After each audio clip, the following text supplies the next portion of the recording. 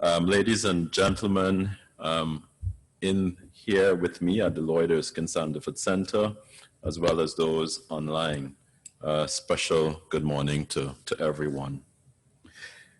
My presentation this morning really came out of the mere fact that I have now joined your ranks. I have only recently left the Caribbean Development Bank, and I have now started up my own small business as well. So I am coming to you this morning, not only from a place of research and speaking as an economist, but also coming to you with respect to practical experience now. And so I know of your pains and your challenges, but however, I want to say that we can turn our challenges into opportunities.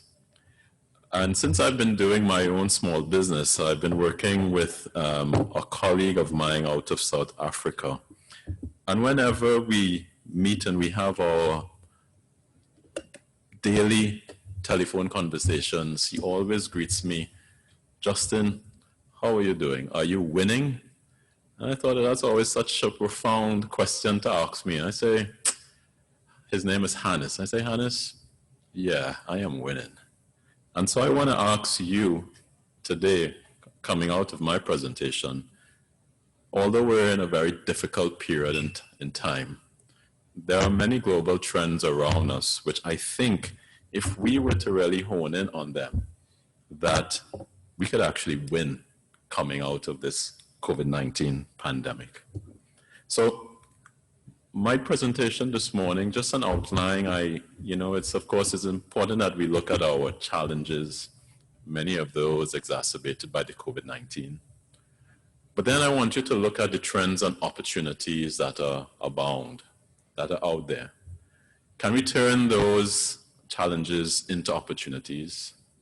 I then also want to ask you, how does it all fit together? But then I want to complete the presentation by asking you your role. Oh, you know what? I need to take that why off of there. And that's our role, because I'm part of this movement now. How can we be active? And really it's time for us to look at outcomes versus outputs. And I want to say that especially to the minister. We really have to be focused on, when we make decisions, what's the outcome that we're going to get out of this? Because I know that many times we quite focus on the outputs. Okay, that platform has been set up, but how can we ensure that we're going to get the type of outcomes that we want from doing that?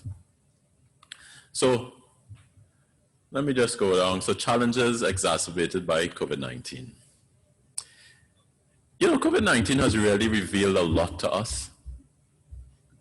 And I think these are the two main things that COVID-19 has revealed, and these are the implications of them as well.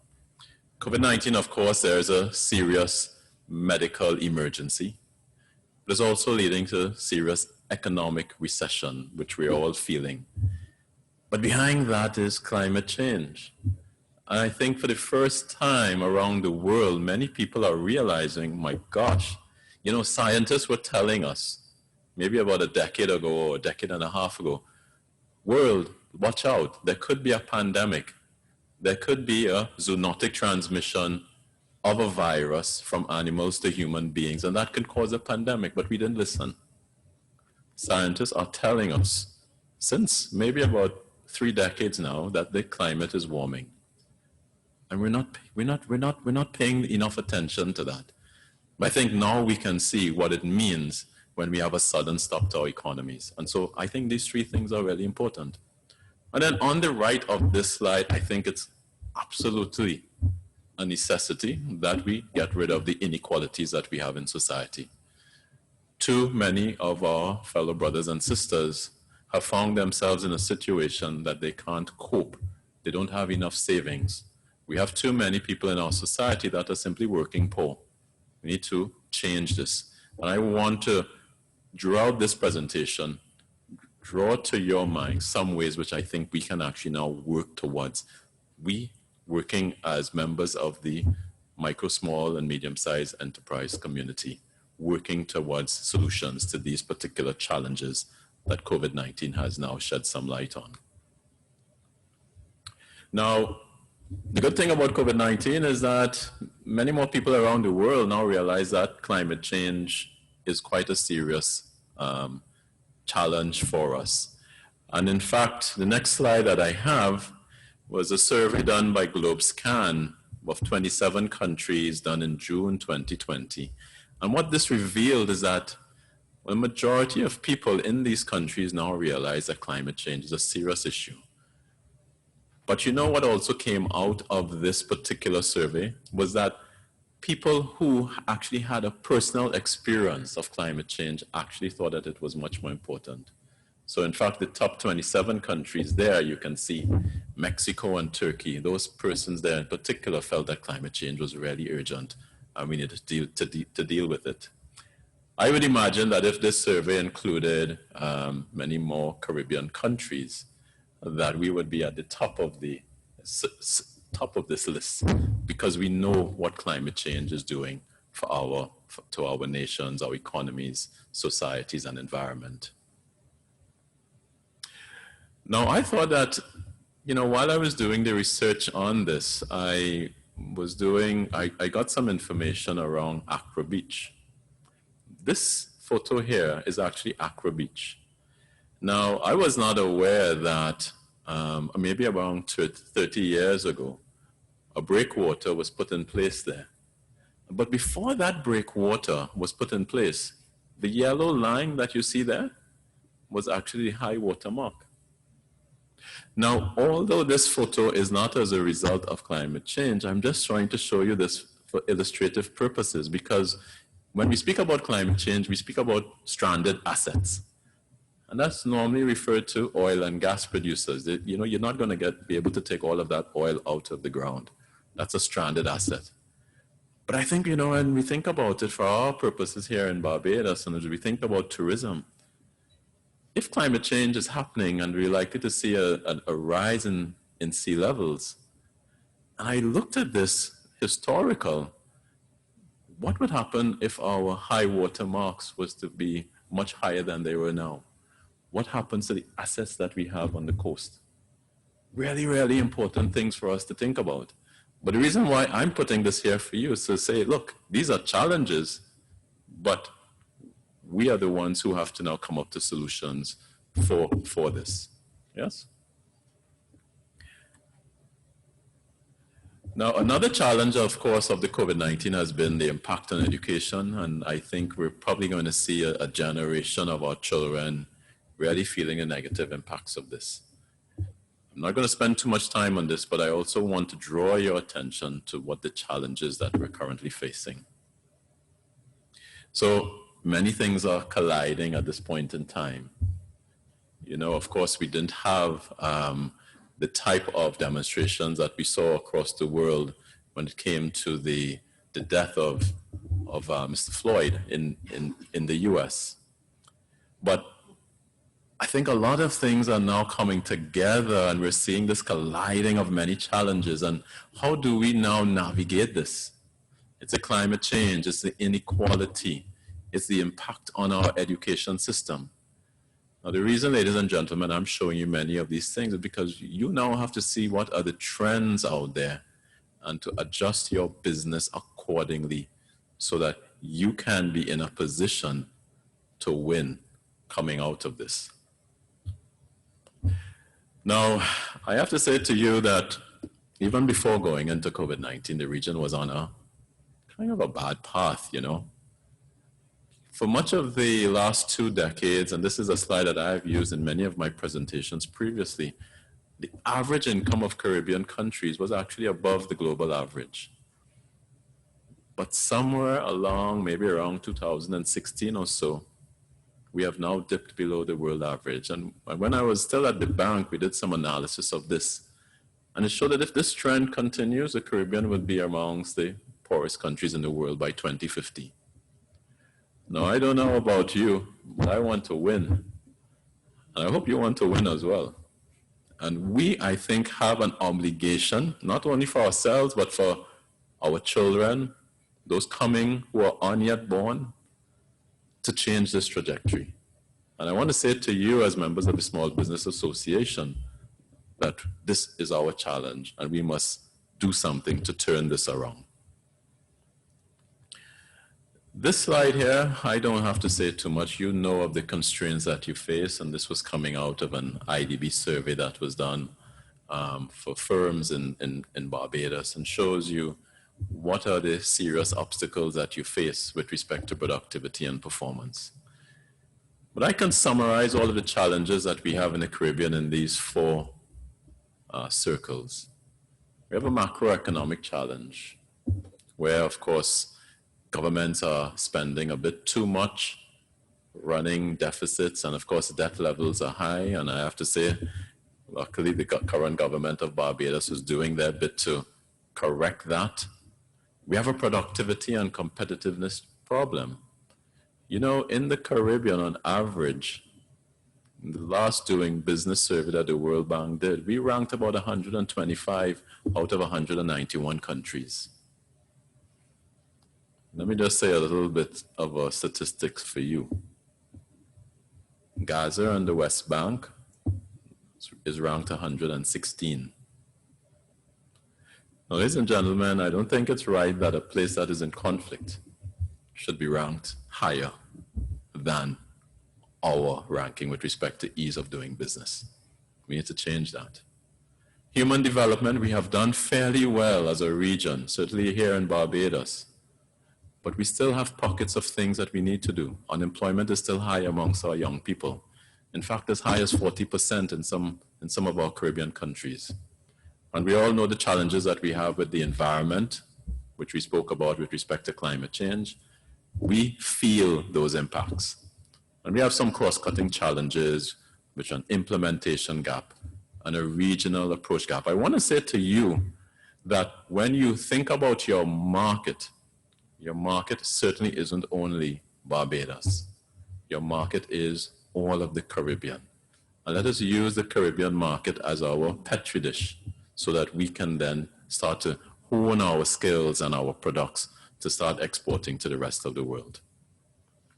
So what are some of the trends and opportunities that we need to be cognizant of as we look at coming out of COVID-19? The first problem, I think, is that the world has an inequality problem. And I think we need to, as small business owners, recognize the role that we will play in changing this trajectory. I think that this is absolutely essential that policymakers and everyone in society understands that entrepreneurial activity and small businesses are a solution for this, and we need support. So, Minister, inequality is a problem, but through our initiatives, through our ownership, we can actually change this trajectory now. We also have to ensure there's access to good quality education, access to finance. I think that the Minister was absolutely correct. The financial infrastructure is unfit for purpose. And we have to think about how we change this. See my good friend here, Marlon. Marlon, your organization must play a critical role in assisting small businesses to get the type of finance that we require. We need to have a proper functioning junior stock exchange market here in Barbados. Not yesterday, today, for the future. We need to have that now. And I implore you to please let us get that going. I'm happy to come and work with you for free if we are to get that going. But I think that that's absolutely critical.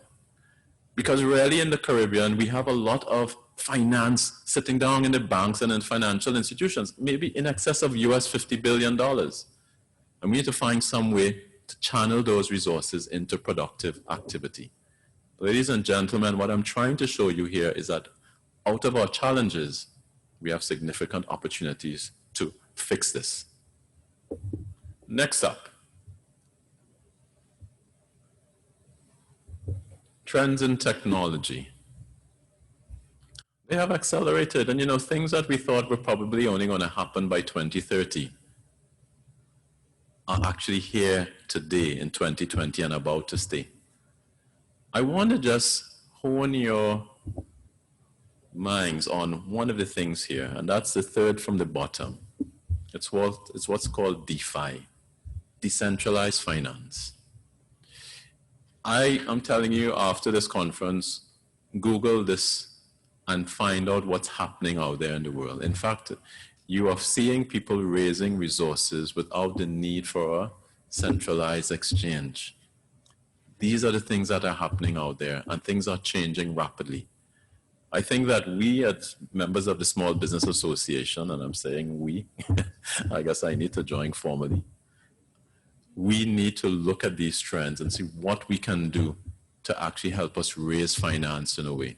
Because the technology is out there now that can help us build trust with persons that we don't know and allow finance to move around quite easily, to do the things that the minister was saying that we need to do, to collateralize and to help us get finance going. And I'm telling you, please look at this. The other things that I've listed here are things that you all are aware of and things that I think for us as small business owners need to look at these trends and see how could we help make these initiatives much more efficient. One of my final slides here on this particular topic is that we need to build resilience in the Caribbean. This is an imperative. There's economic, there's social and environmental resilience. And something that I spoke about 2 weeks ago, I think that the time has come for us to look at agriculture again. Agriculture can definitely help us build resilience here in Barbados and across the Caribbean. And we can use technology to make agriculture a lot more sexier, if for lack of a better word. Because I'm looking at what's happening across the region. I'm seeing many young people who are now going into agriculture. But I'm saying to you here in the room and those online that that is an initiative where we can think about where are the trends going? Can we do something to help us capitalize on what's happening there? Ladies and gentlemen, are you aware of what's going on in the blue economy?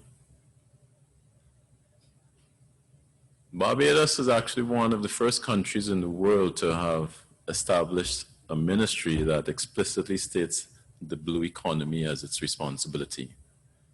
So we're living in a country that is quite advanced of many countries around the world.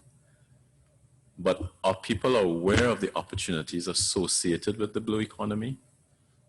What are some of the traditional areas that we know are happening in the blue economy, and where are the new opportunities?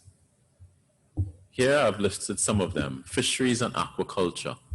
Usually we associate aquaculture as being on land, but can we do that in our seas around us? Because if you think about it, we have a lot more water than we have land. In fact, our economic zone, our water is probably 80 times the amount of land that we have. So why aren't we utilizing it sufficiently? What about, we know about coastal and marine tourism. What about marine renewable energy? Do you know that Barbados actually has enough potential to generate energy from offshore wind that can power the entire Caribbean? It's a fact. And I think we as a small business community need to see how we can look at these trends and try to capitalize on them. And of course, there is this marine transport and shipping. If you think about moving products across the Caribbean, sometimes the ships and the containers are too large, and so the economies of scale aren't there. There's a real opportunity for persons to come in there and have smaller ships and smaller containers for our Caribbean reality. Think about that. Can we do things differently based on our reality? At the bottom of this slide, there are some needed inputs, and I think the minister can see them quite clearly. We need some reforms of some institutions to help us, but we can discuss that during the question and answers. So turning our challenges into opportunity, how does this all fit together? You remember before I showed you that slide with the 4 circles and I showed you the challenges? Well, we need to turn those challenges around so that we can now step back in order to jump better. I use this analogy because whenever I would look at the Olympics every 4 years, I would see the long jumper before they set off down the track, stepping back. You know, it's sort of counterintuitive. Why are they stepping back? They need to just be running down that track and trying to jump as far and long as possible. But they must step back in order to allow them to jump further, and that is what we need to do. So on these things here, we need to improve our macroeconomics, improve our productivity and competitiveness, improve that human development. Why is it that we have so many of our young people unemployed? And how can we be environmentally prepared? And then at the bottom of this, there are some cross-cutting things that I think is absolutely essential that we do. Regional integration. We have to see the market of the Caribbean as our market.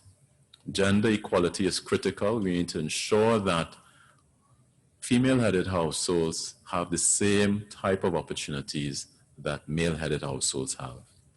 And digitalization and implementation. I will say something about digitalization a bit later on. Now, I'm not going to spend too much time on these next two slides, but it's important that we realize that in order for us here in the Caribbean to build resilience, we need innovative finance. And one idea I want to put forward here is to say to you that you have a role to play in building an innovative finance infrastructure.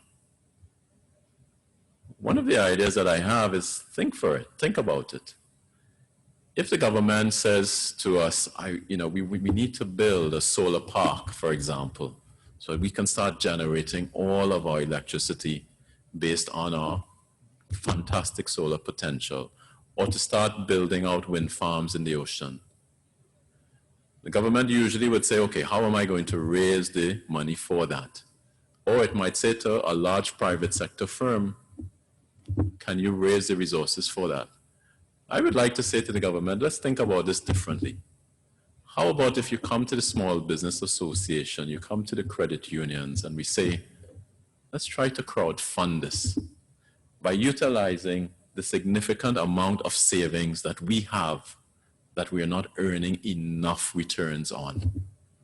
And let's try to structure that in a way so that we can have micro units, so that even the small person can buy, let's say, $100 worth of those micro units and start funding our own development.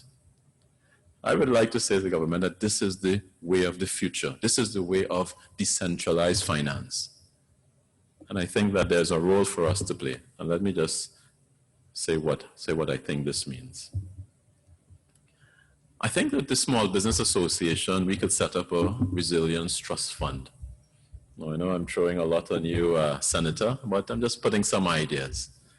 Could we set up a resilience trust fund whereby members can now invest in this trust fund, and that trust fund then goes about investing in initiatives that actually build resilience across Barbados and maybe even across the region?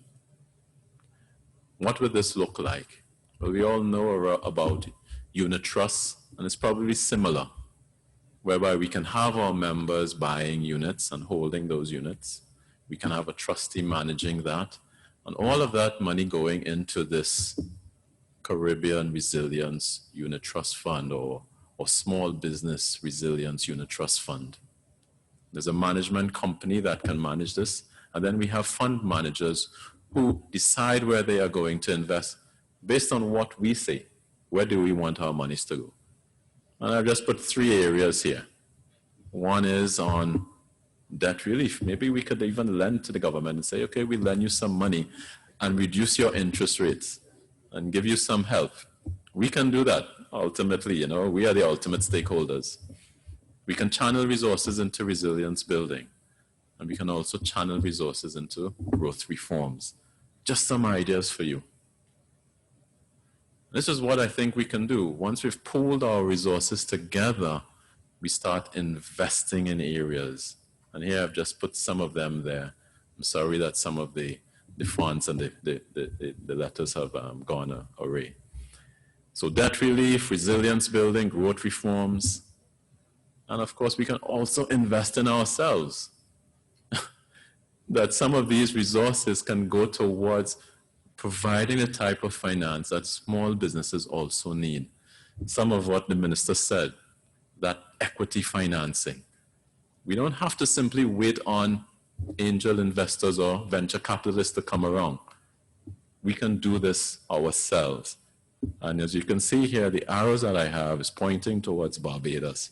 But I'm also thinking, why not all of CARICOM as well? So I think that we can do all of this digitally. And we can do this, so I can say to you, we develop an app for anyone in this room or those online, using the services of Flow, of course. And using it, looking at it on your app on your phone, you say, okay, I would like to put $100 into this fund or $200. And we're sort of starting to pool our resources, and you can manage your funds online, on your laptop, on your phone. And we can see where our monies are going. We can also keep the fund managers accountable so that they understand what they must do, because we want a significant return for our investment. We may not want a very high return initially because we know it's going to take time. This is a wonderful thing about us now managing this process ourselves. And then finally, as I come to the end of this presentation, what's your role? I say I'm going to remove that why. What's our role and our activism? Focusing on outcomes, not outputs. Remember how important you are to the economy. Make it count. You are important. Using the data from the 2016 survey that the SBA did, and when you look at services here, the contribution to value added in Barbados, so that's almost a contribution to the economy. As you can see here, small businesses are contributing quite a lot when we look at services. Medium and micro businesses as well. Large businesses are contributing as well, particularly on industry. But I want you to pay attention that you are also important. Of course, we're not so important when we look at us individually, but when we come together as a grouping, we are extremely important. We are also very important when it comes to the amount of employment. The majority of employment, around 60%, is actually generated by MSMEs. Now, policymakers, I know they know this, but we need to make them know this and make sure that our voices count for something. So don't leave it to chance. What I'm saying to you is that we need to form a type of a citizens' assembly. So I would agree with the minister that we really need to have these types of gatherings much more often. But we also need to have much more intimate gatherings whereby we choose a particular topic of perhaps how do we support small businesses going forward. And we come together, maybe 30 of us, and meet maybe once a week for a month and come up with a plan of action and then take that to Minister Simmons. So Minister Simmons, please help us implement this. But we're going to include him initially and ask him, if we do this, can you commit that you are going to implement these reforms for us so that it is a real collaborative way of doing things? And this is actually the way of the world. This is what's happening in many countries now where we're having these citizens' assemblies. And I'm saying that we as a small business community must consider doing this. Now, my last slide here, and this is the last slide, which we always have to avoid culture eating our plans for breakfast. And we need to ensure that we can implement what we say that we want to do. And there's this 8 steps of doing things, and I'm thinking about this through the Small Business Association, where we have a small business association that prioritizes what are our main concerns, maybe for the next 2 or 3 years.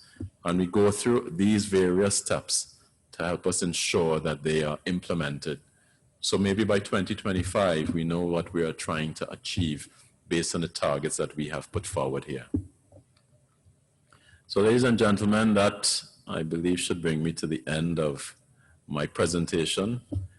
I want to thank the SBA again for giving me the opportunity, and I now hand it back over to Senator Holder.